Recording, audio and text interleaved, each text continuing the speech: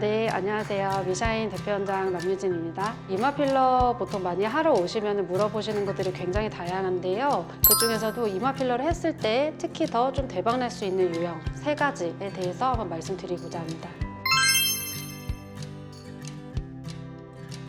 눈썹뼈를 살펴보셔야 되는데요. 눈썹뼈랑 그다음에 이마가 최고 튀어나온 이 뼈 지점을 좀 같이 연결해서 보셔야 돼요. 어떤 분들의 경우에는 이 두 뼈 지점 사이가 패여 있는 경우가 있는데 생각보다 그런 빈도가 가장 많거든요. 이런 경우에는 튀어나와 있는 그 뼈 사이를 부드럽게 연결을 해주는 것, 그게 가장 핵심이라고 얘기할 수 있겠습니다. 누구나 어떤 분과 처음 만났을 때 조금 더 인상이 부드러워 보이고 그리고 고급스러워 보이기를 원하시거든요. 그런데 이 얼굴에 각이 탁탁 튀어나와 있는 경우에는 조금 차가워 보이거나 인상이 강해 보일 수 있는 경우가 있어서 그런 부분을 곡선으로 만들어준다고 생각하시면 되실 것 같아요. 뼈가 튀어나와 있는 분들도 있지만 또 반대로 이마가 옆에서 봤을 때 전체적으로 뒤로 누워있는 형태를 가지고 있는 분들이 계세요. 특히 얼굴에 전체적으로 살이 좀 없으신 분들 또는 이제 급격하게 다이어트를 하셔서 체중 변화가 많이 있으신 분들의 경우에 두 번째 유형에 해당하시기도 하는데요. 소위 말해서 본인이 먼저 알고 계세요. 원장님, 저는 제 이마가 좀 뒤로 누워있는 것 같아요. 이렇게 말씀을 하시는 그런 경우에 해당된다고 볼 수 있겠습니다. 이 부분은 사실 그 시술자의 역량이 무엇보다도 좀 중요한데요. 왜냐하면 필러 자체로 전체적인 곡선을 제가 만들어주는 거기 때문에 앞서 말씀드린 채우는 과정보다 사실 더 시술자의 심미안이 중요한 유형이라고 할 수 있겠습니다. 이마가 이제 뒤로 누워있는 경우에는 정면에서 봤을 때 우리가 이렇게 평면 또는 뒤로 누워있는 형태에서 자연스럽게 곡선을 만들어주면 시선이 모이기 때문에 일단 첫 번째로 얼굴이 작아 보이는 효과가 있으세요.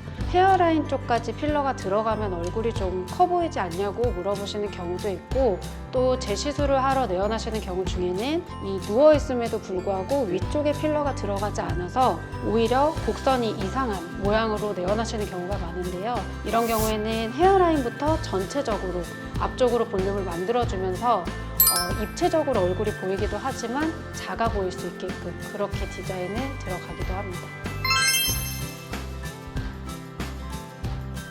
이마 쪽에는 우리가 흔히 얘기하는 근육이 크게 2가지가 있으세요. 이렇게 인상을 쓰게 하는 미간 근육이 있고요.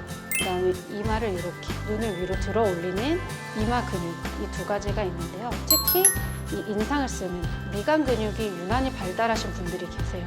그럴 때는 옆에서 봤을 때 이 눈썹 근육이 육안으로 봤을 때도 많이 튀어나와 보일 정도로 강하고 이마 근육과 눈썹 근육 사이가 패여 있어서 조금 더 인상이 사나워 보이는 경우가 있거든요. 그런 경우에는 이마 필러를 통해서 그 갭 차이를 메꿔주면 굉장히 인상이 부드럽게 개선이 되는 효과를 볼 수 있고 특히 50대 이상의 분들에서 높은 만족도를 보이는 유형이라고 할 수 있겠습니다. 보통은 눈썹 근육 발달 때문에 이마 필러를 고민하시는 경우에는 인상이 너무 사나워 보이는 게 주 고민이시거든요. 인상 자체를 부드럽고 또 고급스럽고 그렇게 개선할 수 있도록 만들어주는 효과가 있겠습니다. 저는 사실 저희 병원에서 이마 필러 하셨던 대부분의 분들의 이마를 기억하고 두께도 기억을 하고 있어요. 며칠 전에 하셨던 분 중에서 이마가 가로로 옆으로 넓고요. 그리고 세로가 좁았던 그리고 광대뼈랑 관자놀이가 굉장히 발달해서 소위 말해서 옆으로 좀 얼굴이 넓었던 똑같은 얼굴형을 가지신 분이 연속으로 2분이 오셨던 경우가 있는데 오늘 좀 기억이 나는 것 같아요.